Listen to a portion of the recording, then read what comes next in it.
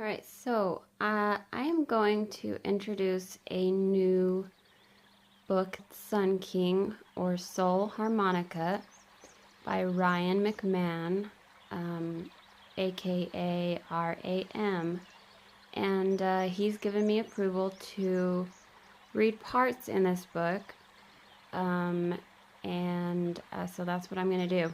I am reading several books right now, but this is one of them, and it is very, very easy to understand, and it takes you into esoteric wisdom that really, I believe, the Seth material has been preparing us all for, quite frankly. So, that's what I'm going to do in this video, and I hope you guys will go and buy this book, because I am not going to read it all. I haven't been given permission to read it all. So you only get pieces, but I really think that you're going to like it, and I would love comments at the end of the video after you've heard it. Let me know what you guys think, and I hope you enjoy.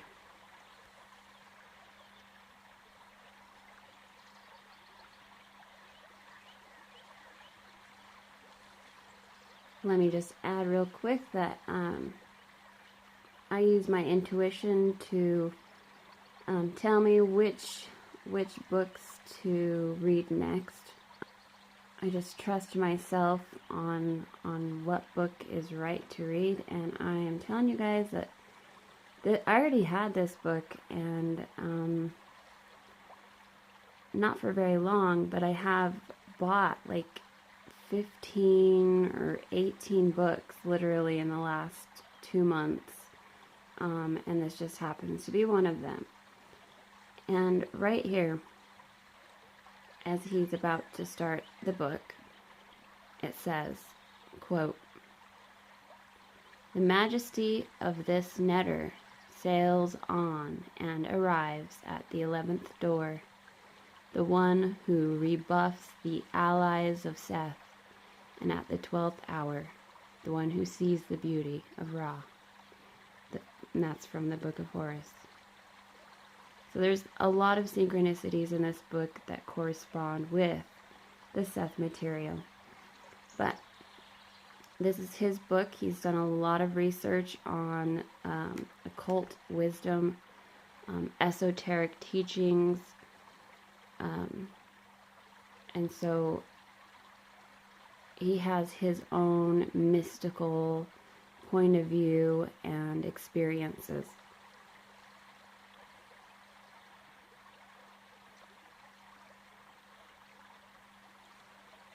Alright, here's his prologue. Ryan states, "If the shining golden orb has a name in any culture, he is the sun. The Most High God is always named the Sun, regardless what language the name is spoken in. He is the power source of mankind and the beautiful earth we spring from. When speaking of his creator and sustainer, it is God or goddess of no name. It is the force that is causal, still, magnetic light. The shining rays of the sun, the wisest men do not worship him as the cause, for they know that he is not quite the first cause. The wisest man's worship can reveal the cause of all things, the creator itself and sustainer of all forms in the universe. She, the creator goddess, is causal, still, magnetic light. And so it is wise for men not to worship the forms or manifestations that she so creates in the electric male energy known as the sun. Man should not bend his knee to forms, even with all their beauty and radiance, for they are still temporal.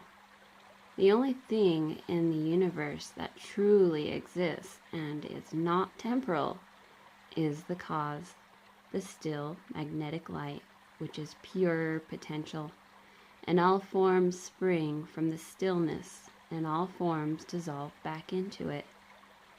When we as individual spirits or souls embark from the cause, the stillness, we are activating a deep-seated memory of our divine origins.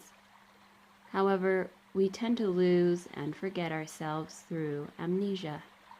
We forget who and what we really are. The Great Spirit, the cause, is still within us, always. We descend through the 10 rings or Sephiroth or planets or chakras. These rings, these systems create more and more density and more dimensions until we finally land here on Earth in the 3rd dimension as material, physical bodies. Simply because we are crystallized into material bodies, we identify our consciousness with matter. This is a mistake, as we should always remember our divine origin as cause, still causal light. When we descend these rings, we become aware of all forms and manifestations being born of electric light. But male electric light is temporal and spatial, and not eternal. All electric manifestation expresses itself as oneness divided into 2 sexes or genders. The gender generates more and more manifestation and beauty. These manifestations, these rings, are likened to the greatest macrocosm as well as to the tiniest microcosm. The sun moves in an ecliptic, as well as many other celestial bodies. This ecliptic is the waveform undulation of cyclical infinity. The ancients called it the lamna scat, the infinity symbol. The sun moves in the ecliptic. Particles, atoms, electrons, protons, and other imaginaries all have their own ecliptic that they are moving around in cycles, and that they also have moving around them in expanding or contracting cycles.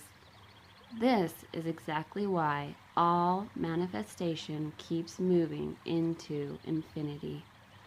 This is also why beneath all manifestation is the cause sustaining it. Self presents as some sort of reservoir. It knows, but what is knowing or knowledge, or what is the difference between the two? I have to say that knowing is better represented by feeling than by thinking or thought. Now I have to think my way through this, but when I know something, there is some sort of energetic impulse that is felt in my being through and through. This shows that it's not something that is thought, it is something that is felt.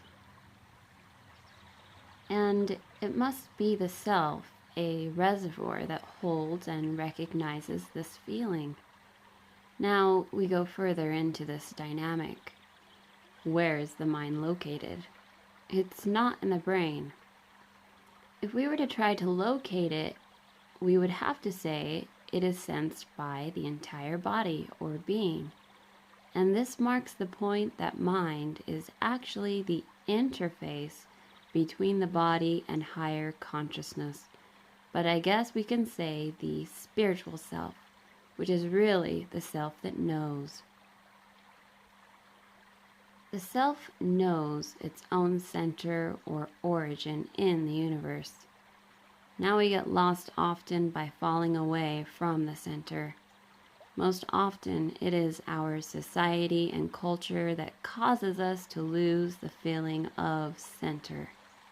We could call this the construct. Some people call it the matrix, but What it really is a collective agreed upon version of reality. And it is not a true reality because it is fueled by every person's fears, anxieties, misconceptions, and confusions, as well as fueled with all of our positive traits as well. It's a bit like the self is submerged in some large stew, an agreed upon description of reality. So it's each individual's divine right, and I would say duty, to use the imagination and creativity that the self is involved with. This creative awareness gives each individual self the opportunity to create the dream. And here is a key point. Our construct or society has told us that our sleep and our waking life are different, and that our sleep is of no importance. It's just useless fantasy or a myth. But I have to say, this is totally incorrect. Just as the soul or self is molded and created by our unique perception of reality in waking life, so the soul or self develops a refinement in sleeping consciousness.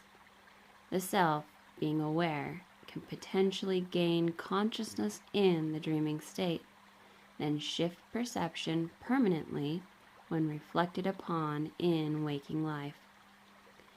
Our prisons can be opened when consciousness glimpses higher worlds, where awareness of its true design and nature resides. Unfoldment is much more fluid than ordinary people perceive. Once the self becomes centered, it remembers and realizes its divine place in the cosmos, and it realizes that consciousness is not asleep. What this means is that the dream world is just as valid and real as what we would call the waking world. If it were not fundamental, then why do we all do it? We all breathe, we all dream. When the self realizes this, its relationship to itself, the subject-object relationship, nucleates or dissolves or balances. This awareness of balance is transcendence. If you want to use scientific terms, we nucleate our own opposites because we are our own observer. J. Krishnamurti said it like this: the observer and the observed are the same thing. They are one. When the self realizes this, reality occurs. We nucleate our own opposites, and the construct dissolves away or falls apart. Knowing and knowledge are a bit different. Knowledge is an objective accumulation or residue of a thing, but not the thing itself. And so knowing is not information about a thing. It is a feeling or resonance of the thing itself. The knowing arises by intimate energetic exchange with the thing. In this case, the self realizes its own divinity and divine nature. So once the center self realizes its own divine nature and power, if it falls away from the center, it is due to some consent. People consent to their own enslavement because they are afraid to be responsible for themselves and to create their own reality, which is our divine right and duty. Sovereignty is the actual design and makeup of the self, or reservoir. It is untouched by others. There's nothing that another person can do to destroy one's self. However, people will tell you otherwise, and when they do, they are asking you to consent to your own destruction. The enslavers simply want to control your consciousness for their own personal use. But of course, the self is sovereign and is everyone's duty to their highest knowing of self, the most authentic self, to transcend the construct which is the programming that society and culture has given you. Consider your own true divine right to outshine the construct, the current paradigm. Feel that expanse and think freely. So that was just the prologue, and I'm telling you guys, I'm going to give you little bits and pieces here and there, but I can't read you the whole book. So I hope that intrigued you, and maybe you go and buy the book today. But I'm going to give you a little bit more, and it's going to be possibly sporadic because there's so much good stuff in this book. It's hard to decide what I'm going to read, and I can't read the whole book, so it's going to be difficult for me. Okay, so here is a small sample of this book in chapter 4. It's called Will in the Sky. Right here at the top it says, "It is important to hear the words of St. Augustine." He says, "A man has as many masters as he has vices." Okay, so that was St. Augustine. And then Ryan writes, "When vice rules the thoughts and the inner voice, people are living in the lower chakras or energy centers of the body. When they focus on loving all they encounter, then the energy of the heart becomes activated as a bridge for the higher center, and the living mind is forever altered. The higher mind can attain such virtues that it can offer a co-creation never before created to the spirit, and heave up the opportunity for it to be accepted by the light of consciousness itself. The heart is the bridge of the chakras, the energy centers of the human body. This basic principle has been spoken of by many ascended masters or sons of the sun throughout your earth history. Mithra said it. Hermes said it. Horus of Egypt said it. Mazda said it. Yeshua or Jesus said it. Thou shalt not reach the Father except through me. They all bring the message of reaching the highest consciousness chakra by bridging the low chakras through the loving heart to the higher chakras." So let me just add that Ryan is basically having a dialogue in his mind with what he terms thought. T-H-O-T. Thought. And right here, thought is talking and says, "I am teaching you this sacred science which I did not read, but I am teaching you this sacred science because you have found me in your dream, in the nogule, the infinite part of yourself. As I said before, you humans have lost your way and forgotten who you are and your purpose here. The light of all creation is calling the earth beings at this time. A time of the galactic alignment is beginning. It is in your holy books, but you know not the language to read it, even though you see the words on the page. All communication is movement. It is of a vibratory nature and is encased in its own unique syntax. You have to understand the syntax to decode the message embedded in the words. Your time has been the last 2100 years of the age of the fish or Pisces. It has been ruled by the planet Jupiter.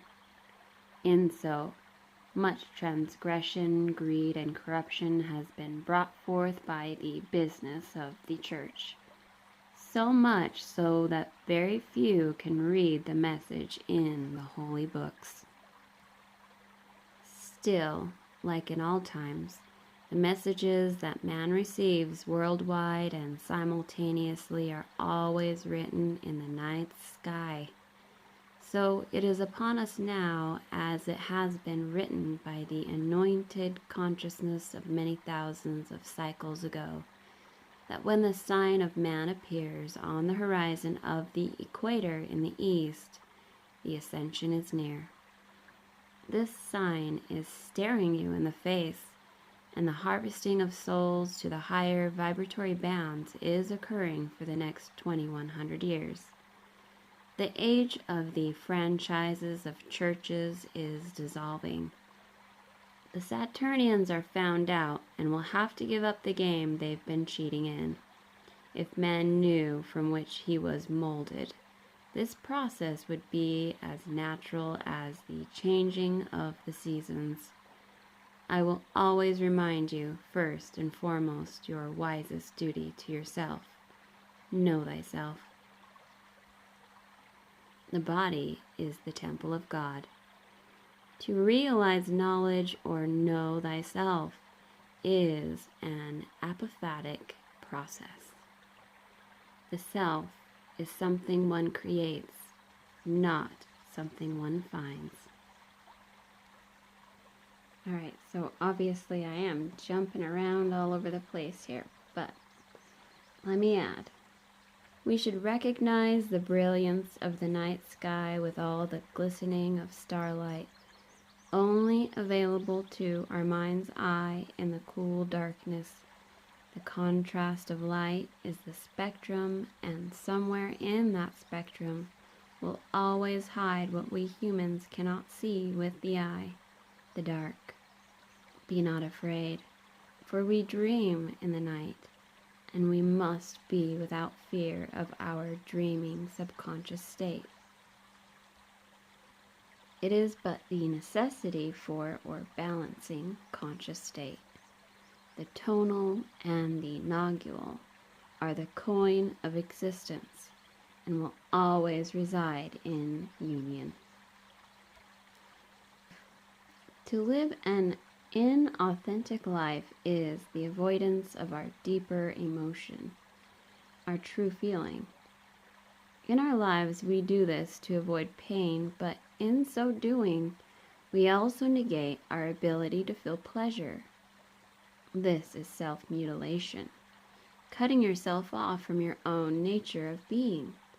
We have to willingly feel our darkest emotions in order to become our true, authentic self. Authenticity is balance, time with eternity, soul with ego, and creator with creation.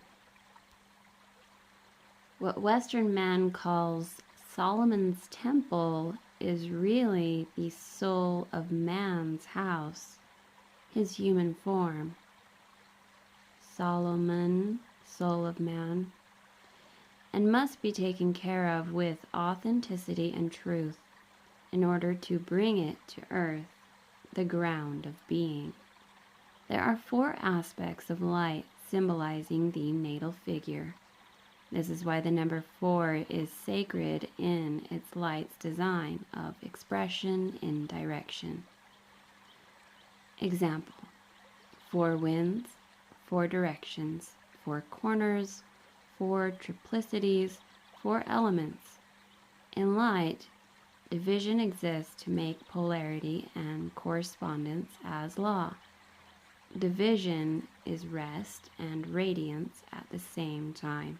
This division opposes itself in light as north-south axis and east-west axis, creating balance, dimensionality, duality, and equilibrium. This, in man, is also the creation of the deific mind, divine ego. It is not something to be destroyed. It is something to be consciously and keenly balanced. When divine ego is fully aware, it is not fearful or destructive. Centering your consciousness here is an apophatic process, meaning it is a negation of all that is false, and then revealing what is real or true. Figulus speaks in this way, quote, "Bodies cannot be changed except by reduction into their first matter." End quote. The Gospel of Thomas says it his way. Jesus, or Jesus, said, quote, "When you see your likeness, you rejoice. But when you see your images which came into existence before you, which neither die nor are made manifest, how much will you bear? From this light plasma is born the densest enfoldment material nature. In nature, all material forms are of the expression of crystallization. It is the light arc of sleep or death, but not non-existence, for in dying is the birthing from the current womb into the next. All bodies dissolve into another or greater cosmic expression, and in the highest states of consciousness, crystallization occurs no more, and beauty remains. You are infinitely more than you know yourself to be. When you agree and see the simple truth, you must then ask yourself, is it possible to discover more of this active infinity within? Antoinette and I were discussing the syncretic reintegration of all of history's written knowledge when she made me keenly aware that my retainment and dispensation or factual information is very worthy and important, but how does it matter to others? What do all these syncing and connected dots do for other people when they listen and engage with them? I realized it means we are infinitely more than we are currently taught or know ourselves to be, and we decide when we are ready to move out of our own way and move into our hearts to remember our center or unimaginable potential. And when we do, by Jove, lightning strikes. She said, when people engage in the search for the true religion, or better yet, the search for truth, they have to realize it is a unifying endeavor. It is essentially not possible for one to see truth if they are themselves split, fragmented, or not whole. Man's real quest is that which increases his ability to participate with spirit, move in tune with spirit, to see spirit within ourselves, and feel it with others, and to experience the vibration of love.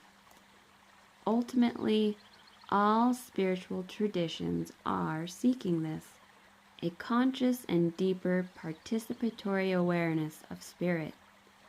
If you want to measure whether or not you have made any progress in this quest, ascertain if you are more authentically yourself than you were before. She went on, Antoinette. She went on, can we begin to entertain that we are more than what roles we play, more than our titles and more than our histories, even more than our cultural dress? Will we open our minds and hearts for just a moment to the possibility of our deepest potential? This is what all true paths offer us as sentient beings. But will we respond? Will we ask ourselves if we are willing to impact our beliefs enough to contemplate ideas? Ideas, also ideos, that will shift our awareness to interact with reality in a new way, a way we were unaware of before now. Will we be ready to rethink our paradigms truthfully, enough to expand them, enough to affect our being? I remember just outside the cave, thought boldly asked me, "Who are you?" I spoke a name, a mask, a persona, and in all truth, but who am I? Who are we? What purpose are we designed? To answer honestly, I absolutely must consider the infinite order in which is revealed and reflected here now. The goal is to become awake, not to follow a previous person's path. To do so, you will hopefully understand the freedom needed is not given to you by any outside force or description. It is gifted to you when you diffuse the light of your paradigms and unbind your consciousness. Are you willing to be with the idea of the direct perception of your being? Man's destiny is unity consciousness, and if we currently don't see it this way, I certainly think we will upon the moment we drop our physical body and integrate our being into dying. Without the body binding and limiting our perception of being, unity must become so obvious. Man becomes aware of this by recognizing first that he is a spiritual being. Once there, it is so obtuse to think that he ever forgot this at all. We have our own seed of divine regenesis enfolded within. It's a spiritual motion, a spiral ritual, remembering the sacred spirals of the awareness cycles. The spiral ritual, or the ritual of spirals, is the remembering of the road back home, the red road, the road to the still point or center of being. Awake, or remember you've been asleep. Walk beyond the cave, and the light that fills the room shines out from Antoinette. It cascades directly out of her body and showers in my direction. I find myself in stillness and consciously realize I am awake. I felt a stirring within me, an answer to the dream I have been floating in. She spoke of golden light filling the room as she asked me what I was seeing. Like most times before, I witnessed huge amounts of radiant light and luminous beings coming through her. I asked if she knew who they were, and she said spiritual masters and other people too, possibly relatives, all in blessing. Foolishly, I asked if they were good spirits. She smilingly replied yes, and went on to say that if you see the spirits in the light, this glorious radiant light, they are most certainly powerfully ascended and benevolent, and that the light works in this way. No negative forces can come through or have access to the light. I know she is right. The light flowing through her is a natural beauty that I remember from the original maneuver of creation, and that light remembers me. There is only benevolence in this eternal relationship.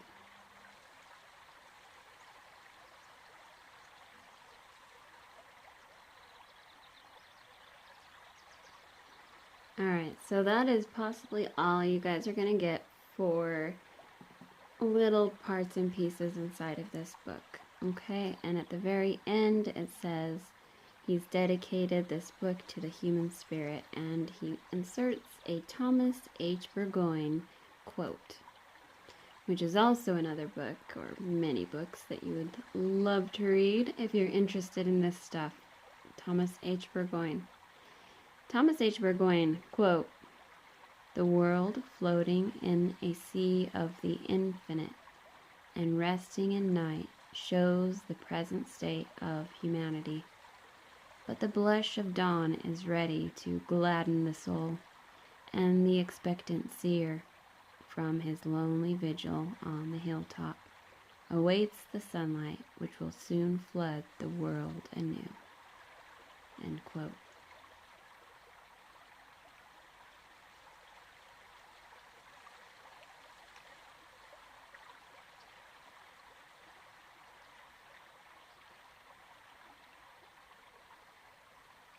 Sun King by Mrryanmcmahon. You guys have to buy this book. Put it on your list. Do whatever you can to get your hands on this book. Alright? It's going to lead to other things, I promise. And a book that you want in your library. So, thank you for watching. I hope you enjoyed. Peace and love to all my viewers.